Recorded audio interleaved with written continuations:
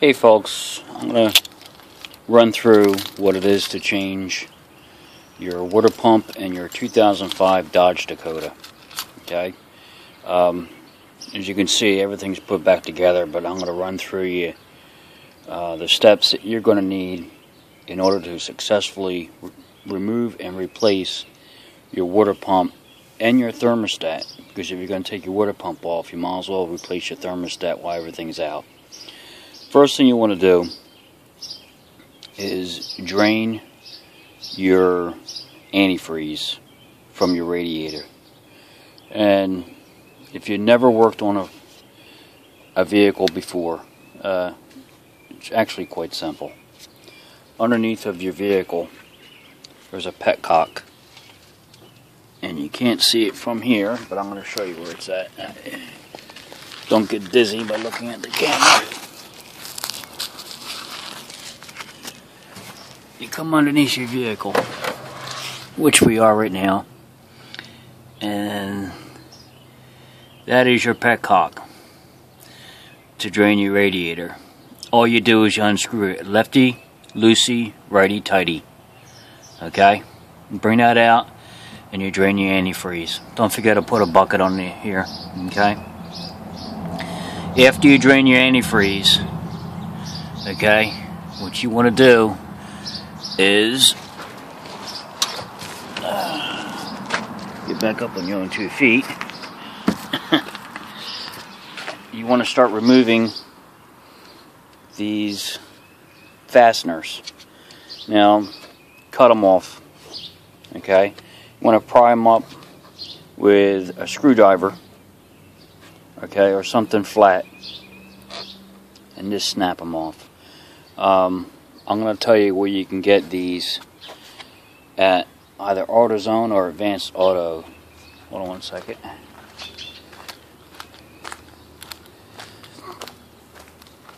That's the old water pump. These fasteners you can get. Let me get back in light. I don't know if you can see it or not.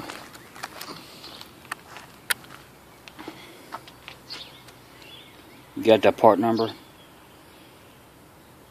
These fasteners are these right here. Okay, again, those are the fasteners. That's the part number you want to get. Okay, after you take your fasteners off,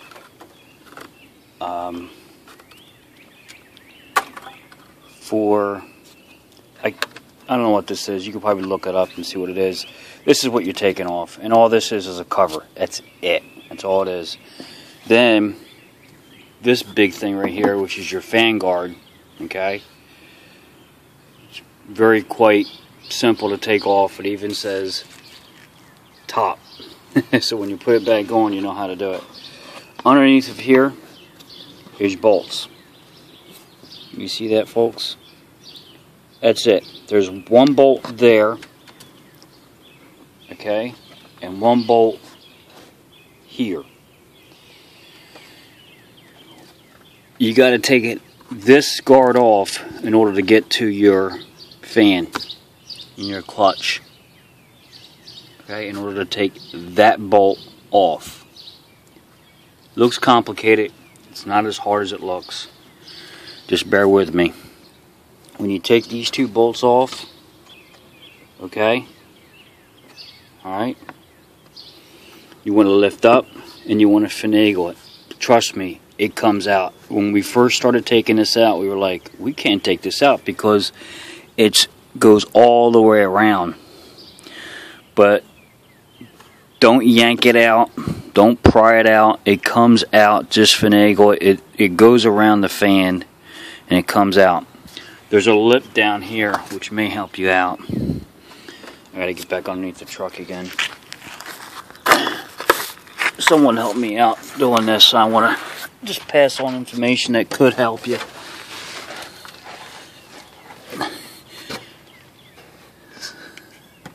See that thing right there? That's attached to the fan guard. And all that does, see how loose that is? I don't know if you can see it or not. See it? I'm moving it. Alright, this attaches to a lip right here. Okay? And all that does is just go in and it keeps it, there it is, keeps it in there for you. Alright, so all you gotta do is just maneuver it around where it comes out of the fan clutch assembly. There we go. Oh my gosh. Alright, after you do that, now you got this cover off, the fan guard cover off. Your radiator is now drained of antifreeze. Okay? Now, oh, I'm sorry folks, before you remove your fan guard, and your radiator is drained, remove this right here. This is part of your radiator hose, your top radiator hose. You're going to have to remove this in order to remove your fan guard. Okay? Did you get that? Remove this before you remove your fan guard. You'll see when you, there's no way to remove this without removing your hose. Okay? And all you can do right here is you just take a screwdriver, you unscrew that. You take vice grips, right? You clamp that down, and then you just pry off your hose. Okay? Alright? When I say pry off your hose, just, you can actually take it off with your hand. Once you got that clip down, and you pull that clip back with your vice grips, and you unscrew that with your screwdriver. Okay? Then you take your fan guard off. You got it, folks? Sorry about that. Alright? Then, what I did, I looked online and looked on YouTube myself, and everybody had a certain way, which is good, but my way, from talking to other mechanics, that they do, they leave their their serpentine belt on while they take off their fan clutch. In theory, this is going to be your strap wrench. This is going to hold everything. What you want to do is take, what I did was, I do things better when I'm shown. Reading it, I don't do so good at, because I got to read it over and over and over again. But if someone shows me, I got it. And this is why I'm doing this for you guys. Alright, I took my monkey wrench, alright, of course, adjusted it so it goes around the bolt. Okay, and then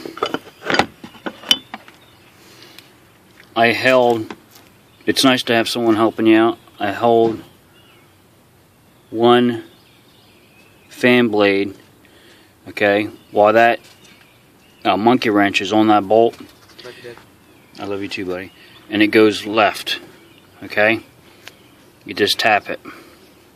Hold on a second. See you, buddy. Have fun. When are you coming back? 10? Alright, pal. So what you want to do is hold your fan, okay, blade, okay, and just tap. When I say tap, tap your monkey wrench, alright, and it'll give way, okay. When I say tap, you may have to use varying degrees of tapness, you know what I mean. You may have to give it a hit or something, but you don't have to go nuts on it by slamming it, okay. Once that's done, you just hold on to your fan, okay, or one person you can hold on the fan, and you go this way, meaning that way, lefty loosey, righty tighty for that bolt, so you know, okay. I didn't know, so someone had to tell me, yeah, it's a regular bolt, lefty loosey, righty tighty.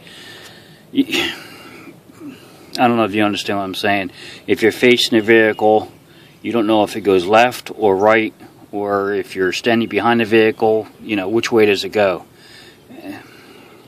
It goes left, that way, to unloosen your bolt on your clutch fan, okay? It goes left to unloosen. Alright, it takes a while to come off because it's a big bolt and it threads deep. So just be patient and it'll come off. You got to hold your fan right here.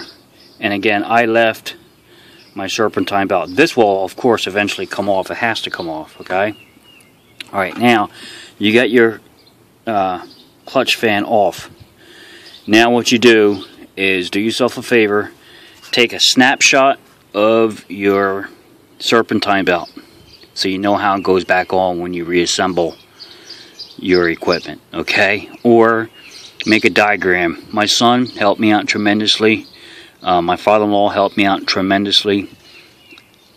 They made a diagram for me. Okay, so we know how to put it back on. That's important. You know, it's the little things that can jam you up that if you don't do, you know, what they call the 7 P's, prior planning prevents piss poor performance. Proper prior planning prevents piss poor performance. Alright, now you got your fan clutch off. Now you want to remove your serpentine belt. You see this down here? Don't be intimidated. If you never worked on engines before, people, you can do this. Okay? I'm no mechanic, but if I can show someone something to do that saves you a couple $100, which I think most people would agree with me on, let's help each other out. Anyway, get yourself a socket wrench.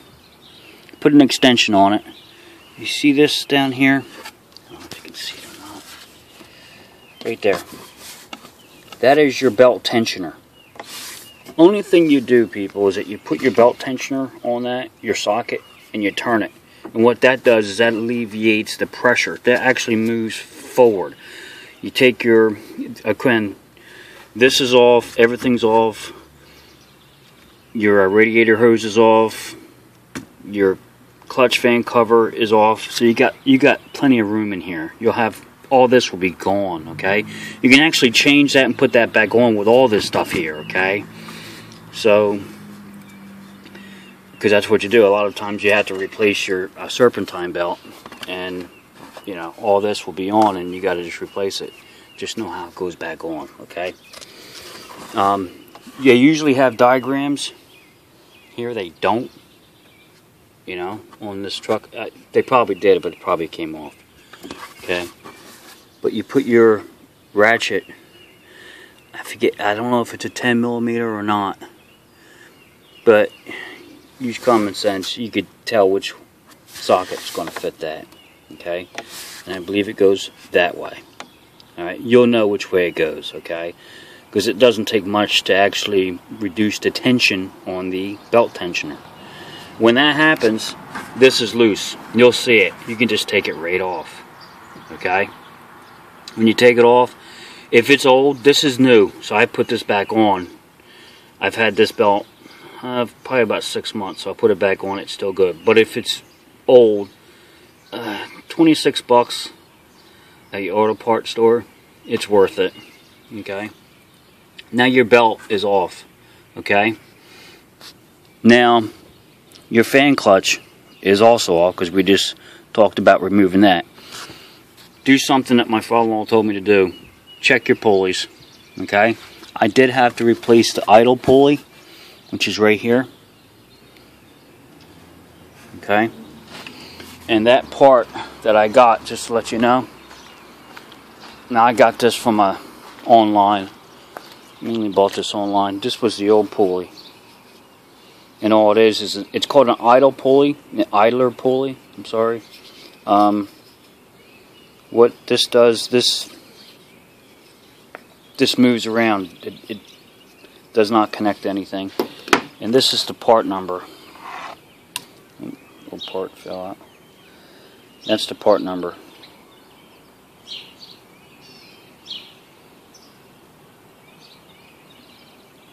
Okay. Now, here's the bolt. Here is our old water pump. I'm going to go through this with you right now. Alright? And we're going to go through how we're going to take off a water pump. Alright, now here's the nut. I'm sorry, the bolt. Alright, and it takes a while to unscrew that, as you can see. Alright.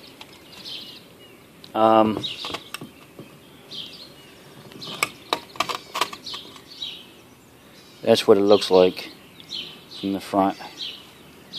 Okay. And that's what it looks like from the top. You see that, folks? Now, some people may be saying, yeah, I get it. But if you've never done this before, all the information is like a war chest for you. So I'm trying to give you everything that you possibly can use. Okay. You got 1, 2, 3, 4, 5, 6, 7, 8 bolts to take out. Here's the trick, and they tell you, and for good reason. Take one bolt out at a time. You're going to have your new water pump. Okay, what you want to do is take one bolt out. All right. And this is still in the truck, okay? You take one bolt out, you put that one bolt into where your new bolt is going to go on your new water pump. The reason is you have 4 long bolts and 4 short bolts. They go in the same area. The bolts are the same length. So you got 4 exact long bolts and 4 exact short bolts. They're the same length. So 4 long, the same exact size, and 4 short, the same exact size. Alright? I'm going to tell you something. I screwed up. We put the bolts in the wrong holes. So what my father-in-law did was, he's a mechanic. He goes, well, that's for a novice mechanic such as yourself. You could see, I'm going to come back over here just in case if you mess it up, this is how you fix it. Yeah, I don't know if you can see this or not. Shoot. You see my new water pump in there? It's obviously shiny because it's new. You're going to see long bolts where they go in, the long nipples when it comes out. Alright, and you're going to see short areas that come out. Alright, and trust me, if it's a long bolt and you put a short one in there, it's not going to thread. It's not going to catch. And if you put a long bolt into a short bolt area, it's not going to go in all the way. Okay? Use your common sense. Okay? When I say that, I'm not saying it to be funny, because sometimes, you know, people that are intelligent don't have any common sense, and I'm kind of like in between. I'm not that intelligent, but I don't have all that common sense. But I'm just telling you, I'm just laying it out in an elementary style so you'll understand how to do it, okay? So we covered a water pump. Another thing I want to tell you before we move on. In the back, it'll come, your water pump should come with a gasket. Now this is the old gasket, and you can probably tell how this failed. I'm thinking my guess is right here. That may be an indication of why my water pump failed, because the seal was the seal was compromised. Okay, or failed, broke, whatever. And this is the old seal. Now, from watching YouTube myself, from people giving advice, they said to put your gasket on and take Vaseline. It works. Vaseline, petroleum jelly, Vaseline, and you don't have to overdo it. You don't have to put a whole big glob up on there, but just put a nice coat around your whole seal. You're going to have to take out your Vaseline, dab it a little bit, take out your Vaseline, dab it a little bit, till you get around the whole circumference of your gasket. Now gasket's in. Your gasket fits in there pretty good too. Okay, it's pretty snug once you get it in there. Make sure you get it in there right. That way it doesn't fall out. Okay, when you're assembling your gasket, it doesn't come out and doesn't break the seal, so you don't have a good seal on your water pump. That would be bad. And 2, it helps it stick into and stay secure to your fitting on your engine block. Okay. What was I going to cover? Something important. Oh yeah, when you take off your old water pump, clean it. Clean the surface of your old water pump. Now, very important. My father-in-law said, do not take a sharp object like a flat tip screwdriver or a putty knife. Don't scrape it off. Now you probably have mechanics probably shaking their head saying, I do it all the time. Well, guess what? They're experienced. They know what to do, what not to do. They know how not to damage a vehicle. I'm telling you, just get a scouring pad, okay, and just clean around the edges where your seal is going to go so you get a proper seal. Okay. Now, after you put your water pump back on, okay, what you're going to do is that you're going to put your hoses back on. Oh, before I forget, when you take all this off, this is why I said if you're going to replace your water pump, also replace your thermostat. Because let me tell you something. Visualize all this is off. Alright? All the way down here. Then you can see with everything on, how difficult it is to get to. You can change the thermostat if all this is on. It's just you got to get... I would do it underneath the vehicle, obviously. But right down here, all the way down here, is your thermostat. Let me get down here now. But if I had to change it, I would change it under here. And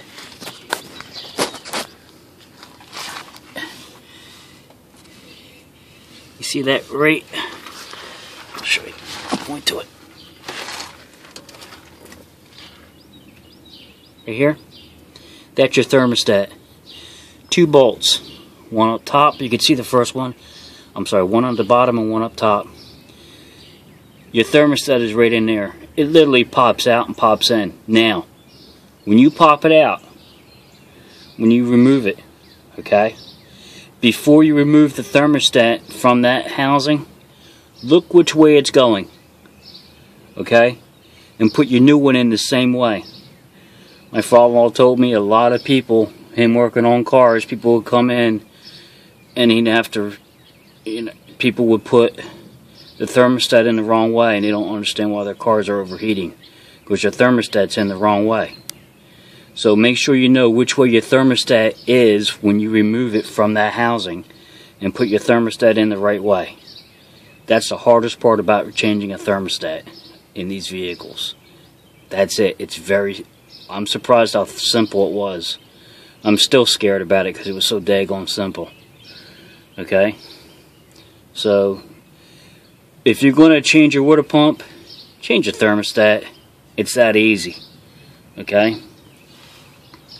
Alright. I didn't remove this hose right here because all I had to do is move. This was enough where I can maneuver it. Okay, I just removed that, changed my thermostat on it. Okay, and then I put back all my oh my gosh.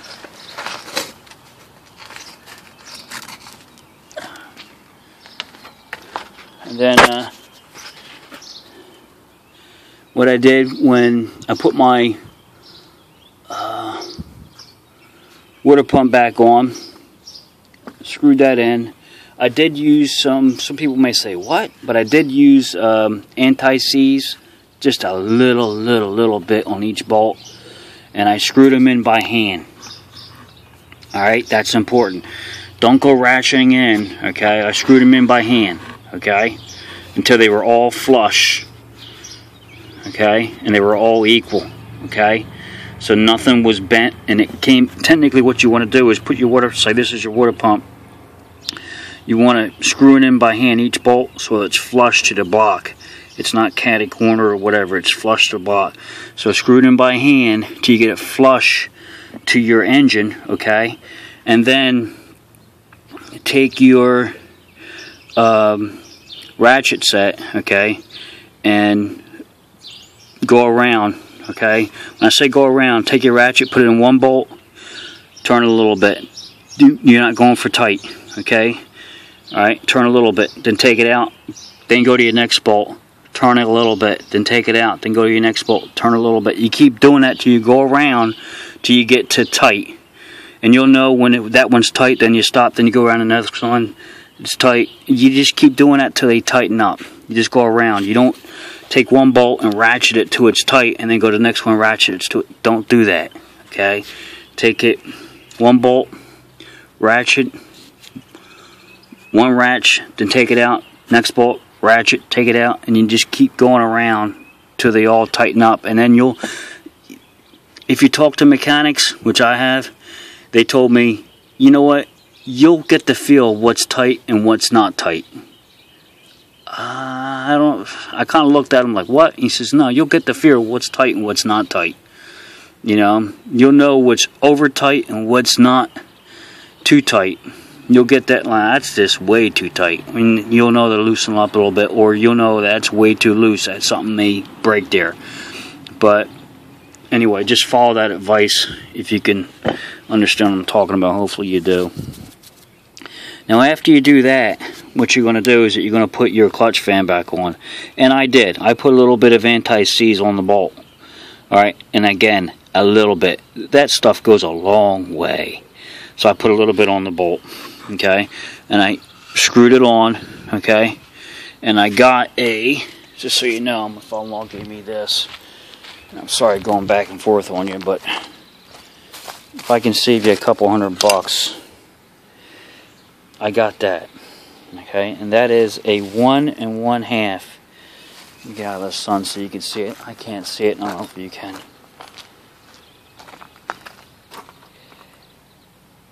One 1/2 inch, and that just fit. I just started screwing on it. Okay, tighten it up and put it down here. Put it in there, which it goes down. See that? And I just lefty loosey, righty tighty. Now I'm tightening it up. I went that way. Okay, clockwise. Okay. And I tightened it up till it's flush, and then when I got to where it was, I tapped it, just lightly, tapped it with a hammer, and I had to hold, of course, the fan still, okay, and then I got it secure, okay. Then after you do that, everything on reverse. You want to put your clutch fan guard back on, and then after we did that, then we put our hoses back on, okay, in reverse order. Make sure that your petcock, remember that you drained, is closed, okay. And of course, your radiator cap's going to be off, okay. And I'm sorry about mentioning that. And this right here, this just pops off, okay. Put that back on, okay. Well, before you put that back, that's got to come off too when you disassemble it. Like again, pops off, okay. And that's going to be placed over here. And you're going to take this out. Remember how I told you to pop these up and cut them? All right, and you got that part number, so you can go back and get those parts. When you reassemble this, put that back on, push it in, take a hammer, okay, tap them down, okay. All right, and when that's back on, okay, and you can put this thing on like so, okay, and you fill up. Now, how much antifreeze does a 2005 Dodge Dakota 3.7 liter take? 13.2 quarts, I believe what the instructions said. And I'm going to come over here because I'm fortunate enough to have a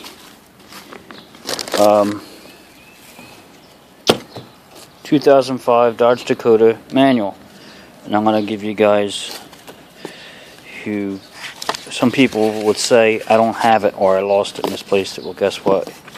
Here we go, guys. Alright, let me get back. I don't know if you guys can see this.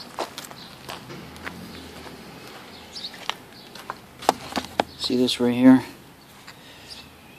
3.7 Mopar antifreeze coolant, 5-year 100,000 mile formula, and you're going to take 13.3 quarts. Now if you got a 4.7, guess what?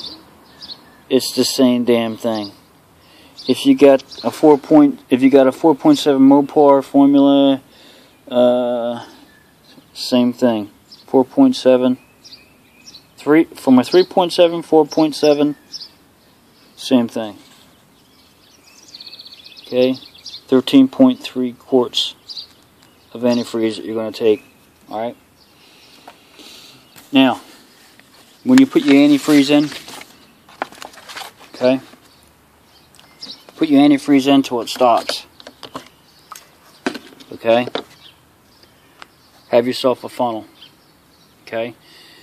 Leave your cap off. Turn your engine on. Okay. You're bleeding your system out now. Okay. You don't want air bubbles in your radiator. Okay. You also can squeeze this. Okay. When you squeeze that, what that's going to do is that's going to let the bubbles come up to the surface. Alright. But turn your engine on and you'll see the bubbles come out. As we all know, with antifreeze, it's 50% water and 50% antifreeze. Okay. If it boils over, this is your overfill tank. Also, put antifreeze in your overfill tank. There's a max-min fill line on the antifreeze tank right there. Okay, and this goes from here in your antifreeze tank. Okay, this is your reservoir tank. This is where, when it boils over, this is for when it boils over. I'm sorry, when your antifreeze boils over, it comes up and goes into this line into your tank. Okay. All right, now, what the heck did I miss? Hopefully I got most of it for you. Alright, after about a half hour, 15 minutes, 10 minutes, you'll know when the bubbles start coming up to the surface. Then put your cap back on. If it gets too hot, of course, put your cap back on. Oh, shoot. Before you start anything, disconnect your positive terminal of your battery. Important, I'm sorry.